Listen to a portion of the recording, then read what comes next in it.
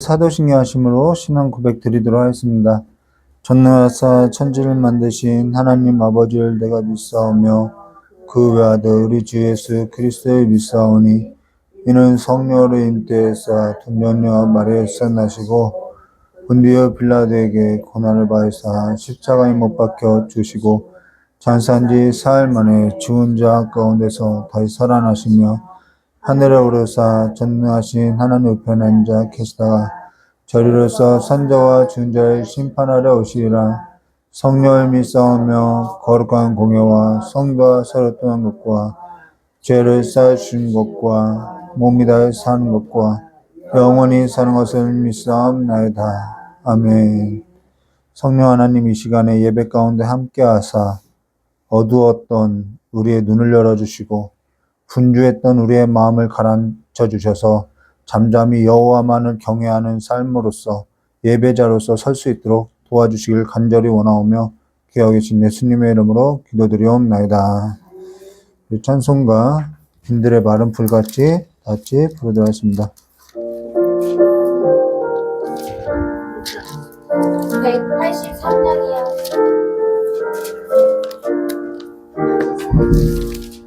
빈들의 마른 풀같이 시들은 나의 영혼 주님의 약속한 성령 간절히 기다리네 가물어 메마른 땅에 단비를 내리시네 성령의 단비를 부어 새 생명 주옵소서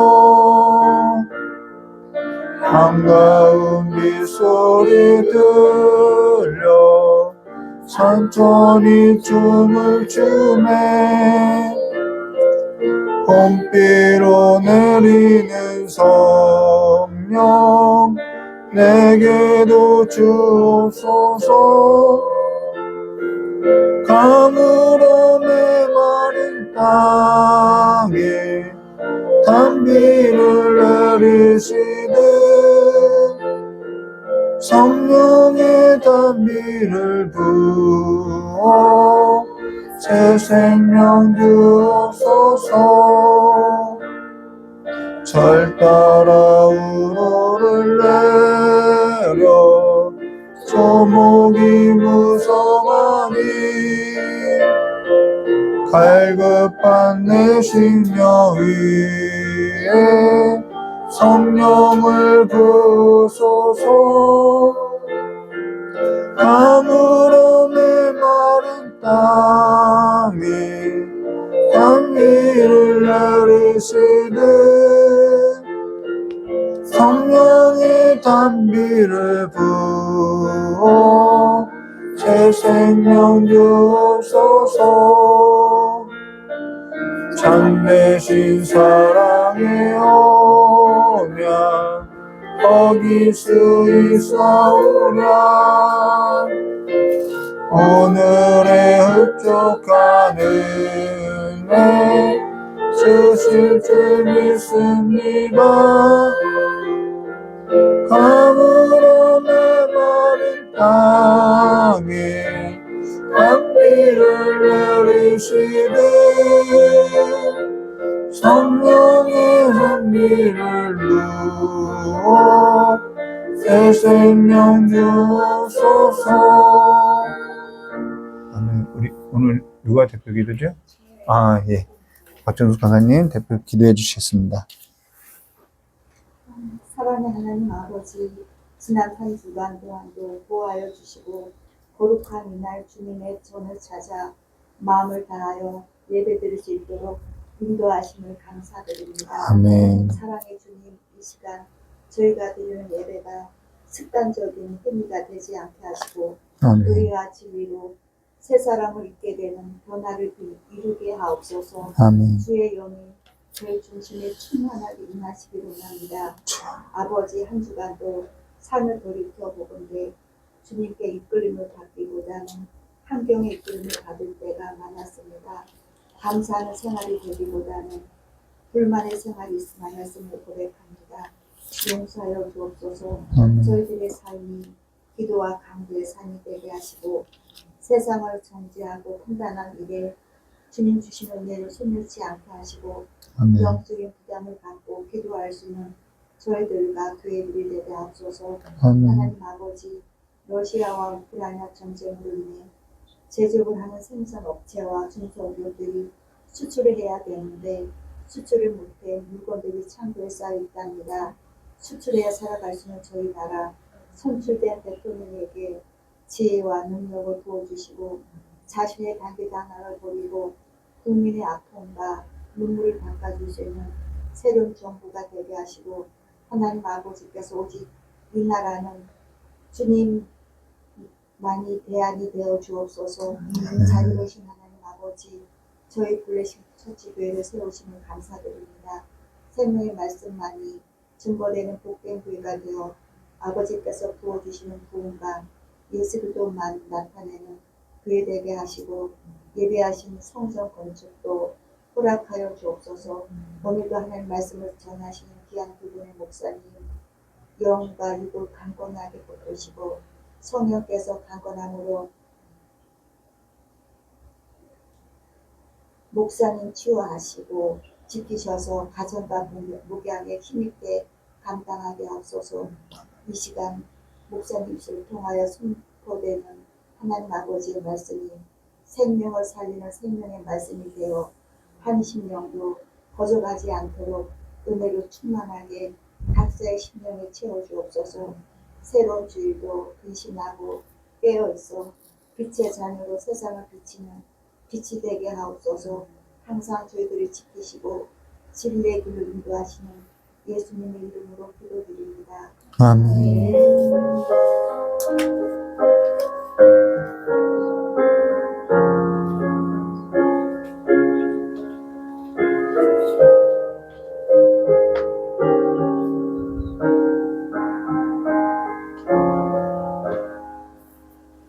예, 오늘 우리 함께 나눈 하나님 말씀 스가랴서 4장 1절에서 14절입니다. 스가랴서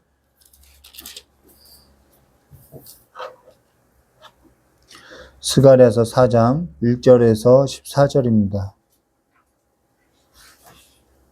우리 1절에서부터 10절까지만 함께 교독하도록 하겠습니다.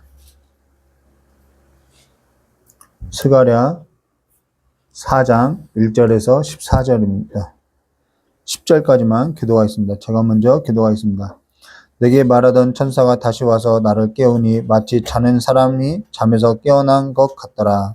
그가 내게 묻되 내가 무엇을 보느냐. 내가 대답하되 내가 보니 숭근 등잔대가 있는데 그 위에는 비를 싣고 그 비를 위에 일곱 병자가 있으며 그 비를 위에 있는 등잔대에서 일곱 관이 있고 그 등잔대 곁에 두 감람나무가 있는데 하나는 그 기름 그릇 오른쪽에 있고 하나는 그 왼쪽에 있나이다 하고 내게 말한 천사에게 물어보되 내 죄를 무엇인가 하니 내게 말하는 천사가 대답하여 이르되 내가 이것들을 무엇인지 알지 못하느냐 하므로 내가 대답하되 내 주여 내가 알지 못하나이다 하니 그가 내게 대답하되 여호와께서 스룹바벨에게 하신 말씀이 이러하니라. 만군의 여호와께서 말씀하시되 이는 힘으로 되지 아니하며 눈으로 되지 아니하고 오직 나의 영으로 되리라.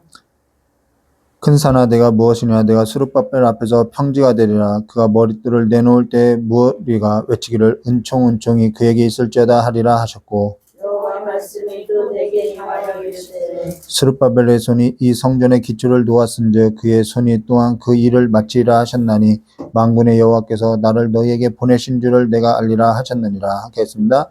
작은 일 안에 멸시하는 자 누구냐 사람들이 스룹바벨 손에 다림줄이 있음을 보고 기뻐하리라. 이 일곱은 온 세상을 두루다니는 여호와의 눈이라 하시니라. 아멘. 찬양 기도하도록 하겠습니다. 좋으신 하나님 아버지, 이 시간에 주의 보혈로 온전하고 깨끗하게 하사 오직 생명수만을 쏟아낼 수 있는 시간이 되게 해주시고 우리가 그 생명수의 말씀을 먹고 아버지 다시 한번 영혼의 양식을 얻고 힘을 내어서 세상을 능히 이기고 살아가는 삶이 될 수 있도록 복 내려주시길 간절히 원하오며 기여하신 예수님의 이름으로 기도드리옵나이다. 오늘 스가랴서 4장 1절과 14절 말씀을 가지고요. 큰 산아 내가 무엇이냐라는 제목으로 우리 함께 나누도록 하겠습니다. 우리가 오늘 나눌 스가랴서 4장 1절부터 14절에 있어서 함께 나눌 건데요.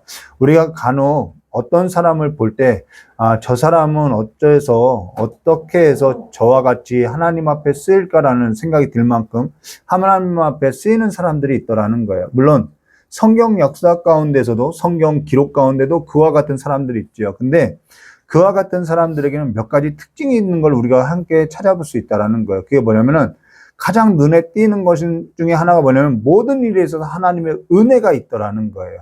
그리고 그들은 하나님 은혜 받기에 있어서 잘 타고났더라는 것이죠. 사실 그러고 사람이 그와 같은 사람들을 볼 때에도 그들의 삶이라는 것에 있어서 그들이 삶을 대하는 태도나 그 자세가 사실 남다르더라는 거예요. 사실 젊었을 때는 그와 같은 것이 보이지 않아요. 그런데 이제는 좀 나이가 들면서 그런 것들이 이제 좀 보이는 것이죠. 저러니까 하나님께서 쓰시지라는 것들이 이렇게 보이더라는 거예요. 젊었을 때는 그저 저 사람이 저렇게 쓰이는 것에 있어서 비교되면서 부럽기만 했고, 내가 이런 사람이라는 것은 나는 이런 사람이라고 하면서 나를 자신을 알고 있다고 하면서 내게 있어서는 뭐 잘 알지도 못하면서 비뚤어진 태도와 비뚤어진 자세를 가지고 그냥 방관하고 있었는데, 점차 나이가 들었다는 것은 뭘 말하면 내 부족함이 보이고 객관화 자리에 나를 두게 되면서 저 사람이 저러니까 쓰일 수밖에 없구나. 저 사람의 그릇이 저렇구나라는 것이 보이더라는 거예요. 내 모습을 객관화 자리에 두게 되는 것이죠. 그러나 이제와 생각해 보니까 그 모든 일이라는 것은 하나님께서 모든 걸 주관하시고 있고 사람이 모든 일에 있어서 겸손 그리고 순종이라는 태도로서 그들의 삶을 경영해 나가고 있다는 것을 볼 수 있다는 거예요. 그러니까 모든 것은 하나님이 주관하고 있는데 그 하나님의 경영에 있어서 겸허하게 겸손의 태도로서 순종하는 자세가 그들의 삶에 있더라는 것이죠. 그러니까 하나님께서는 순종치 않은 사람을 쓸 수가 없다라는 거예요. 사실 하나님께서는 순종치 않은 사람을 쓰지 않는 것이 아니라 그가 하나님께서 순종치 않기 때문에 하나님께서 쓸 수 없다라는 거예요. 오늘 저와 여러분의 삶이 하나님께 귀히 쓰여지는 삶이 되기를 무엇보다도 이 하나님의 경영에 있어서 이렇게 초대된 자로서 서기를 무엇보다도 간절히 소망한다는 것입니다. 하나님께서 내게 은혜를 주지 않는 것이 아니에요. 내게 은혜를 주지 않고 있다고 하기 전에 내가 하나님 은혜 받기에 있어서 겸허하게 순종된 자인지 우리 모습을 객관할 자리에 이제는 두어야 한다는 것이죠. 며칠 전 저녁 다이소를 갈 때 이 다이소에 갈 일이 있어서 가게 됐는데 밤거리를 걷게 되니까 이 주변에 그 유흥업소나 이런 노래방 같은 곳에서 막 여러 트롯이 거리마다 울려 퍼지는 걸 듣게 됐어요. 그때 성령께서 저의 마음 가운데 복이란 것은 죄인의 자리에 너를 두지 않는 것이 복이다라는 것을 이렇게 시편 1편이죠. 그 말씀을 이렇게 깨닫게 저의 의식을 깨우쳐줬다라는 것입니다. 근데 전에는 저 역시 그와 같은 밤거리를 거닐 때 그냥 그쪽으로 이렇게 귀가 열려져 있었다라는 것이죠. 그와 같이 내 삶을 하나님과 이렇게 연합된 자로서 격을 갖지 않은 삶이 아니라 세상과 짝을 이루는 격이 같은 삶에 나를 두었다라는 것입니다. 근데 어느 날 성령이 임하고 나서는 날 그와 같은 자리에 두는 것을 성령께서 싫어하는 것에 있어서 멀리하게 했더라는 것이죠. 사실 그와 같은 문화 속에 날 두고 사는 것은 성령께서 내 삶에 있어서 하나님과 함께 나를 같은 격으로 두었는데 내가 그걸 보지 못하고 내가 그것을 토하고 있더라는 거예요.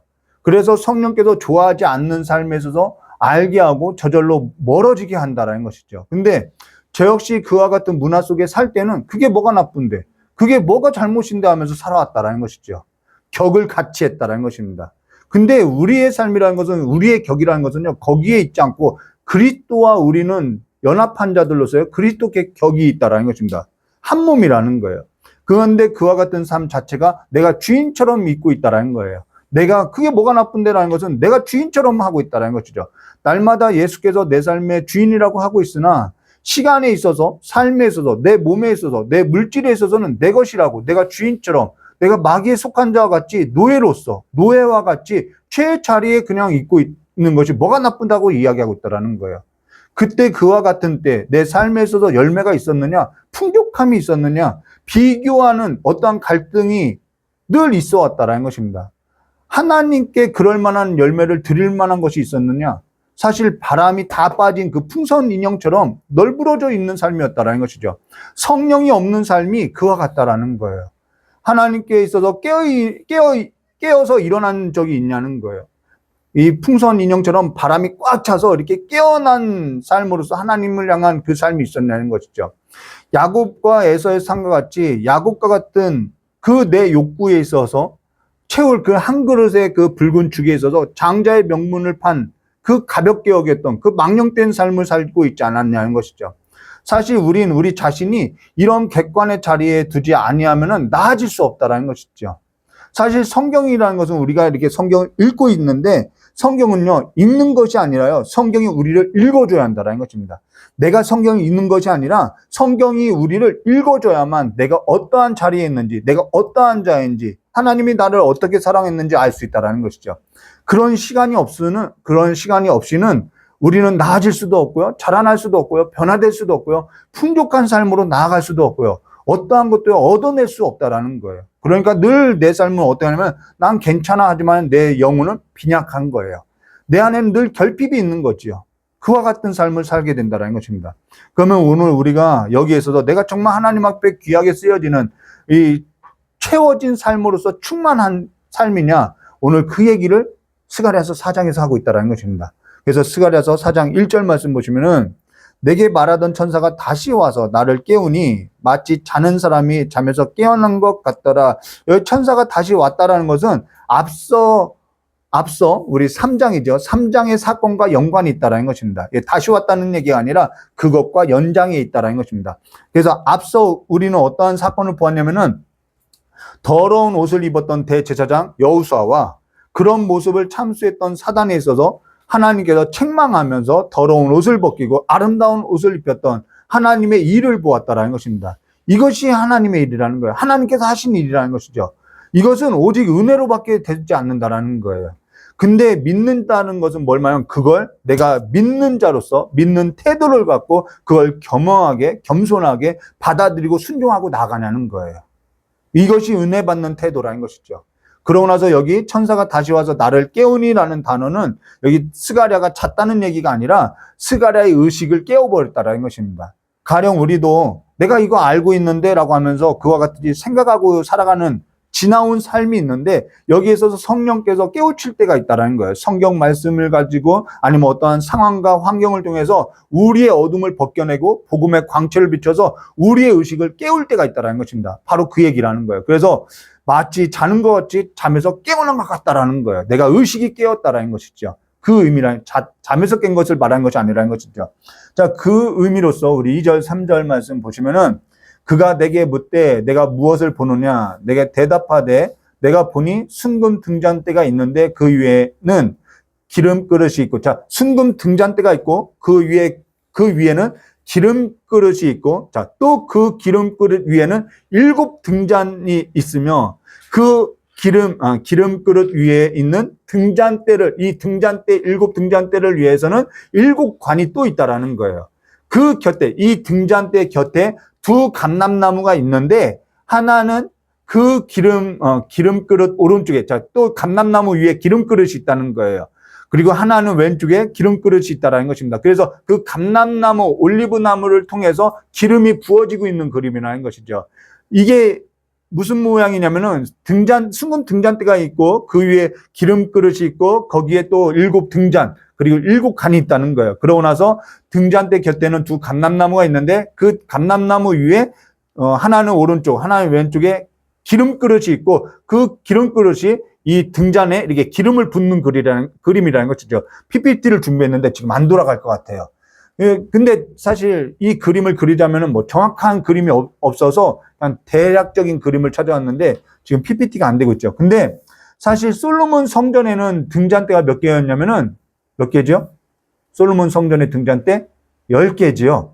10개인데 성막에는 오직 1개였다라는 거예요. 자, 비교가 되고 있다라는 거예요. 솔로몬의 그 화려한 성전에는 등잔대가 10개였는데 이 하나님이 모세를 통해서 지었던 성막에는 등잔대가 하나밖에 없었다라는 것입니다.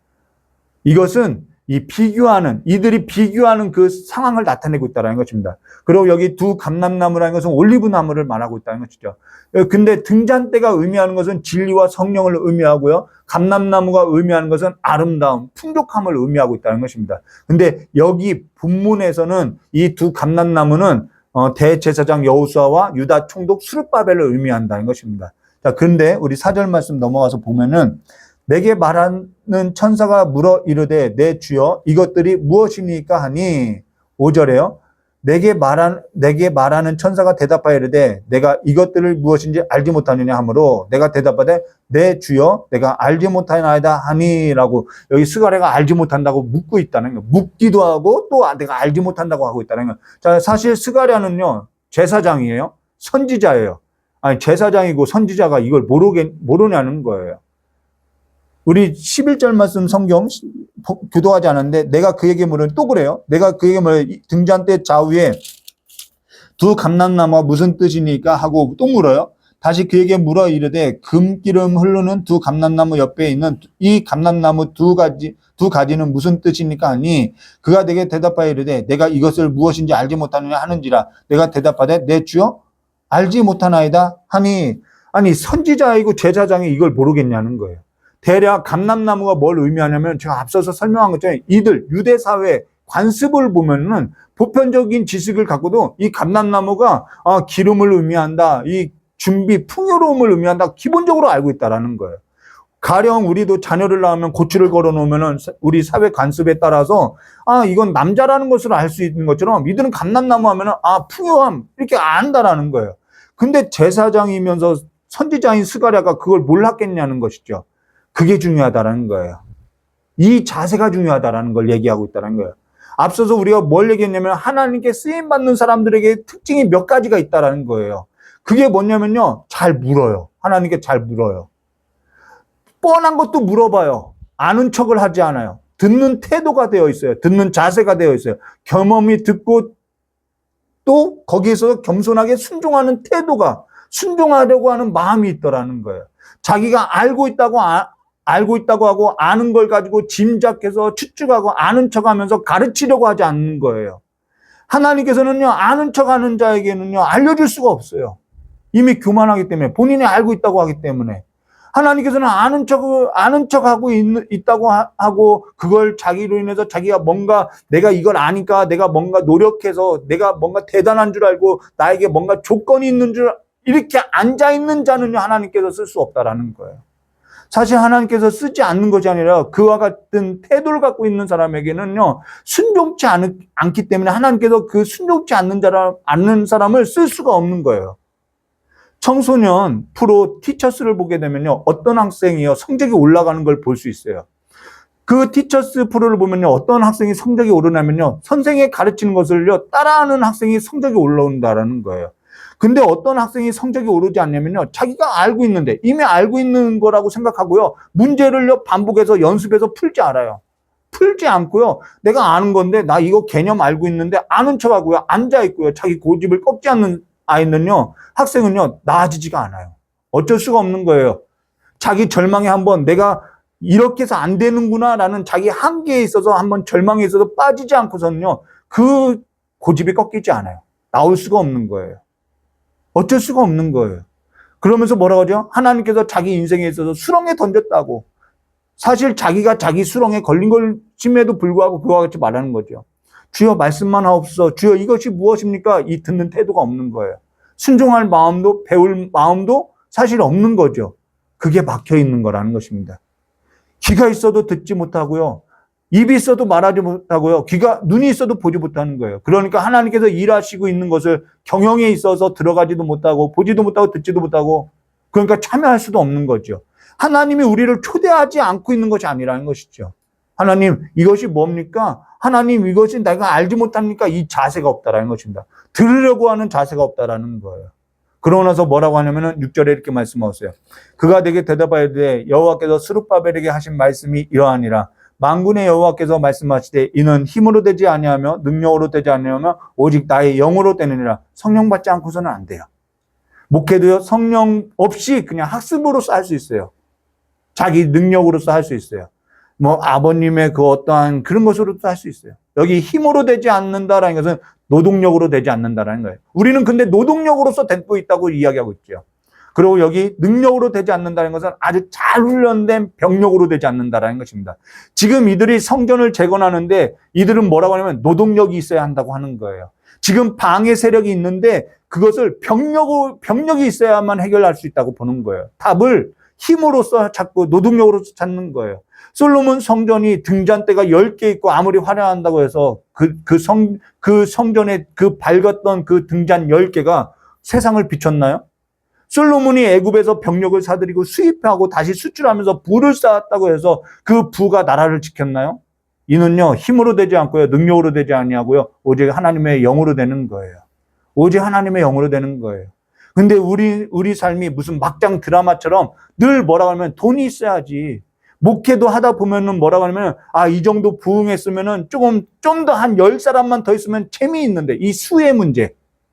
여기서 좀만 더 있으면은 우리 한 100여 명만 보이면은 선교도 할 수 있고 구제도 할 수 있는데, 근데 하나님의 일이라는 건요, 거기 있는 것이 아니라 그와 같이 말하고 있는 우리 안에 성령이 임하지 않고서는 변화되지 않는다라는 거예요. 우리는 늘 성령 받지 않고 외모와 크기와 수에 있어서 조금만 더 부흥하면 확장되면 좋아질 건데 이러고 있는 거예요. 이들도 뭐라고 하면 성전을 재건하고 있으면서 조금만 노동력만 있으면 조금만 병력만 있으면 나아질 수 있는데 이러고 있는 거예요. 그래서 이 말을 하고 있는 거예요. 아무런 일도 이루어지지 아니하고 하나님의 경영에 있어서 함께하지 않고 늘 이와 같은 사고로서 상황만 보고 있는 거예요. 난관만 보고 있는 거예요. 환경만 보고 있는 거예요. 사실 그게 하나님을 믿고 사는 것인지 하나님을 곁에 두고도 기만하고 살아가는 것인지 알 수 없는 거죠. 하나님께서는 계속해서 내가 하고 있다. 내가 이것을 다 이룰 것이라고 하고 있는데 옆에서 우리는 뭐라고 하냐면 돈이 있어야지. 노동력이 있어야지. 조금만 사람이 더 있었으면 하지. 사람의 영향력을 찾고 있다라는 거예요. 그래도 돈이 있어야지. 그래도 사람이 있어야지. 이게 안 벗겨지는 거예요. 성령 받지 못하니까 이것이 벗겨지지가 않아요. 그러면서 뭐라면 순종하지 않아요. 이것이 없는데 어떻게 해? 우리는 순종하는 삶에 있어서 길을 닫고 자기 소견대로 이것이 옳다라고 자기 의를 따라서 자기 길로 가더라는 거예요. 답이 하나님께 있음에도 불구하고 답을 하나님께 찾지 않아요. 그래서 7절에 이렇게 말씀하고 있어요. 큰 산아 내가 무엇이냐? 내가 수르바벨 앞에서 평지가 되리라. 그가 머릿돌을 내놓을 때 무리가 외치기를 은총은총 그에게 있을지어다 하리라 하셨고 라는 거예요. 여기 큰 산하라는 것은 이들이 성전을 재건할 때 방해받았던 거, 장애됐던 거, 난관. 예수님께서도 신약에서 이런 말을 하죠. 그 큰 산, 그 기도에 있어서 이 말을 하죠. 그 큰 산이 있을 때 내 이름으로 명하면 그 큰 산이 없어질 거라고 이야기했음에도 우리는 지금도 신약을 살고 있는데 이 큰 산 앞에 환경 때문에 안 된다고 이야기하는 거예요. 진짜 문제가 우리가 어디에 있냐면 우리 안에 성령이 임하지 않은 것이 진짜 문제라는 거예요. 난관은요, 환경에 있지 않아요. 우리의 마음에 있는 거죠. 성령 받지 못한 우리의 마음에 있는 거죠. 근데도 회개치도 않아요. 하나님 앞에 예루살렘에 모여서 성령을 기다리지도 않아요. 내 삶을 그냥 내 길로 가고 있어요. 여기 내가 수르바벨 앞에서 평지가 되리라. 그가 머릿돌을 내놓을 때 우리가 외치기를 은총은총 그에게 있을지어다. 하나님께서 시작하고 하나님께서 끝낼 것이다. 이것을 본 자는 하나님이 하셨구나라고 은총은총 노래한다라는 거예요. 어째서 찬양이 되지 않느냐? 하나님의 경영이 보이지 않아요. 하나님의 그 성령을 받은 그 삶으로서 하나님의 경영이 보이지 않으니까 순종치도 못하니까 하나님 앞에 찬양되어지는 삶으로서 나가지도 못하는 거예요. 그 얘기를 하고 있는 거죠. 그래서 8절과 9절 말씀에 이렇게 말씀하셨어요. 여호와의 말씀이 또 내게 임하여 이르시되 스룹바벨의 손이 이 성전의 기초를 놓았은즉 그의 손이 또한 그 일을 맡지라. 스룹바벨을 했지만 그 일을 하나님이 했다라는 거예요. 그래서 하나님이 시작한 일 하나님이 마치겠다라는 것입니다. 하셨나니 만군의 여호와께서 나를 너에게 보내신 줄 내가 알리라 하셨느니라. 하나님이 함께한다는 그걸 믿고 따르는 삶의 태도가 있어야 하나님 앞에 쓰임받는다라는 것입니다. 10절 말씀 여기서 나오죠. 작은 일의 날이라고 멸시하는 자 누구냐. 이거는 이 큰 상황은 이러한 상황은 이걸 해결할 수 있는 돈이 있어야 하지. 이렇게 하나님을 멸시하는 자들이라는 거예요. 사람들이 스룹바벨의 손을 다림줄이 있음을 보고 기뻐하리라. 이 일곱은 온 세상을 두루다니는 여호와의 눈이라 하니라. 작은 일의 날이라고 멸시하는 자 누구냐? 날마다 크기, 수, 힘, 그걸 가지고 삶이 좌우되는 것처럼 살아가는 것이 누구냐는 거예요. 하나님을 멸시하는 자 아니냐는 것이죠. 하나님의 경영에 있어 보지 못하고 크기와 수와 능력에 있어서 보고 아는 척은 하고 있고 앉아서는 말을 하고 있지만은 순종하지는 아니하고, 성전이 솔로몬 성전보다 못하다고 이 에스라서에 나오죠. 울었던 늙은 자들이 있죠. 아, 전에 솔로몬 성전은 화려했는데 이 스룹바벨 성전을 보고 비교하면서 울었던 자, 그보다도 못하다고. 그와 같은 삶을 늘 살고 있더라는 거예요. 우리가 며칠 전에 찬양 집회에 갔는데 그 영상을 보면서 전에 그와 같이 믿었던 적이 있는데 하는데, 전에는 그와 같이 믿었는데 오늘에는 없다는 것을 우리가 봐야 하는 것이죠. 신앙에 있어서도 그와 같이 비교하고 있다는 거예요. 오늘 내 삶에 하나님의 경영에 있어서 보지 못하고, 오늘 내가 성령 충만한 삶인지에 있어서 보지 못하고, 큰 산만 보고 상황만 보고 하나님을 믿지 못하는 태도로서는 신앙에 있어서는 아는 척을 하면서 하나님의 경영에 있어서는 들어가지도 않고 보지도 않고 잠들어 있지 않냐는 것이죠. 그러면서 하나님 앞에 나아가서 누군가에게 나아가서 내 신앙에 있어서 묻지도 아니하고 듣는 태도도 없고 늘 언저리에 밖에 있으면서 전에 그렇게 믿었는데, 여러분, 전의 삶이라는 것이 아니라 오늘 하나님 안에 들어와서 성령 받고요, 겸손히 하나님의 음성을 듣고요, 하나님의 경영에 있어서 순종되어지는 자들이요, 오늘까지도 쓰임받는 삶이라는 것을 여러분 기억해야 한다는 것입니다. 우리 11절 다시 한번 14절 말씀 보도록 하겠습니다. 내가 그에게 물어 이르되 등잔대 좌우에 두 감람나무는 무슨 뜻입니까 하고 다시 그에게 물어 이르되 금 기름을 흐르는 두 금관 옆에 있는 이 감람나무 두 가지는 무슨 뜻입니까 하니 그가 내게 대답하여 이르되 내가 이것을 무엇인지 알지 못하니 하는지라. 내가 대답하되 내 주여 알지 못하나이다 하니 말씀해 달라는 것입니다. 14절 이르되 이는 기름 부음 받은 자 둘이니 온 세상에 주 앞에 서 있는 자니라 하더라. 여기 기름 부은 두 자라는 것은 누구를 말하는 대제사장 여호수아와 유다 총독 스룹바벨을 말한다는 것입니다. 그들이 이러한 상황 가운데서도 주 앞에 하나님의 경영에 있어서 눈을 뜨고 쓰임받고 있다는 거예요. 오늘 저와 여러분이 이 주 앞에 진짜 성도로서, 진짜 성전으로서, 그리스도의 그 격을 닮은 성도로서, 함께된 몸으로서 하나님 앞에 성전으로서 거룩하게 쓰임받는 삶으로서 주 앞에 서 있는 자 되시기를, 세상 앞에 서 있는 자가 아니라 주 앞에 서 있는 자 되시기를 주님의 이름을 축원합니다. 다 같이 기도하도록 하겠습니다. 좋으신 하나님 아버지, 주 앞에 서서 주의 음성을 듣고 주께 귀를 기울이는 삶으로서 날마다 주께 청종하고 나아가는 삶이 될 수 있도록 우리의 삶을 주 앞에 세워두는 자들과 같이, 기름 부음 받은 자와 같이, 왕과 같은 제사장들과 같이 쓰임받는 귀한 삶이 될 수 있도록 주여 역사해 주시옵고, 날마다 주께서 하시는 그 경영에 있어서 눈뜬 자들로서 하나님 앞에 은총 있다고 노래하는 자들이 될 수 있도록 주여 복 내려 주시길 간절히 원하오며 깨어주신 예수님의 이름으로 기도드리옵나이다. 우리 찬송가 204장 다 같이 부르고 준비한 예물 하나님 앞에 드리도록 하겠습니다.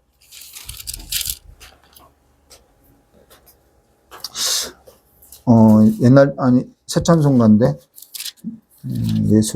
예수로 나의 구주 삼고,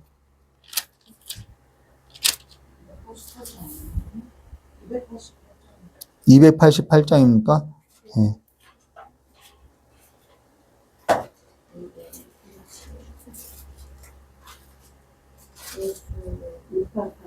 예, 288장입니다.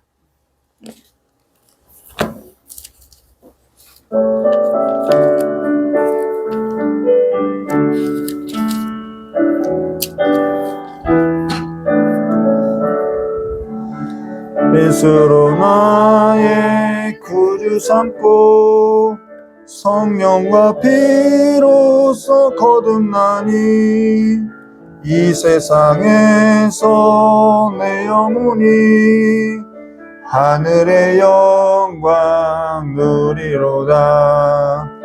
이것이 나의 간증이요 이것이 나의 찬송일세. 나 사는 동안 끊임없이 그 주를 찬송하리로다. 온전히 주께 맡긴 내 영, 사랑의 음성을 듣는 중에 천사들 왕래하는 것과 하늘의 영광 누리로다. 이것이 나의 간증이요, 이것이 나의 찬송이세. 나 사는 동안 끊임없이 그 주를 찬송하리로다. 주 안에 기쁨 누림으로 마음의 풍랑이 찬양하니 세상과 나는 강도 없고 구속한 주만 보이로다. 이것이 나의 간증이요, 이것이 나의 찬송일세. 나 사는 동안 끊임없이 그 주를 찬송하리로다. 아멘. 다같이 드려진 예물 위에 기도드렸습니다. 좋으신 하나님 아버지, 이 시간에 성령 하나님께서 우리와 함께 해주시고 우리의 마음을 어루만지사 온전히 성령 하나님을 모시고 이제는 세상과 나는 강도 없고 오직 주님만 함께 주님과 연합한 자로서 주님과 격이 같은 삶을 살아가는 삶이 될 수 있도록 주 역사해 주시고 우리의 삶을 죄의 자리에 아버지 두는 삶이 아니라 복된 자리에 내 삶을 두고 살아가는 삶이 될 수 있도록 주님께서 함께 해주시길 간절히 원합니다. 이 시간에도 우리의 마음을 담아서 주님 앞에 우리의 고백과 같이 아버지 앞에 귀한 예물 드리는 손길이 있고, 또한 우리의 삶과 우리의 시간을 이 삶이, 이 시간과 이 모든 예물이 내 것이 아니라 주의 것임을 알고 신앙의 고백으로서 이 시간을 드리오니 아버지께서 연락하시고 아버지께서 이 예물과 이 시간과 우리의 모든 삶에 있어서 주인이 되어 주셔서 우리를 인도하여 주셔서 아버지의 나라에 들어가는 삶이 될 수 있도록 복내려 주시길 간절히 원하옵고, 또한 이 시간에 함께 예배하지 못하는 우리 귀한 삶에 있어서 주님께서 돌보아 주시고 함께 해주시길 간절히 원하오며 귀하게 계신 예수님의 이름으로 기도드리옵나이다. 축도로서 예배를 마치도록 하겠습니다. 이제는 우리 주 예수 그리스도의 사랑과 하나님 아버지의 넓고 풍성하신 은혜와 성령 하나님의 내주감화 감동 교통하심의 역사가 오늘 아버지 앞에 나와서 아버지 앞에 겸허히 순종하고자 하는, 그래서 주님 앞에서 하나님의 음성에서 듣고자 하는 삶으로서 오늘 이 시간에 머리 숙인 우리 귀한 성도님의 모든 머리 위에와 이 자리에 참석하지 못한 우리 귀한 성도님의 발걸음 위에와 복음을 들고 나간 그 마음에 뜨거운 아버지의 심정을 갖고 나간 모든 성교지 위에 영원히 함께 있을지어다.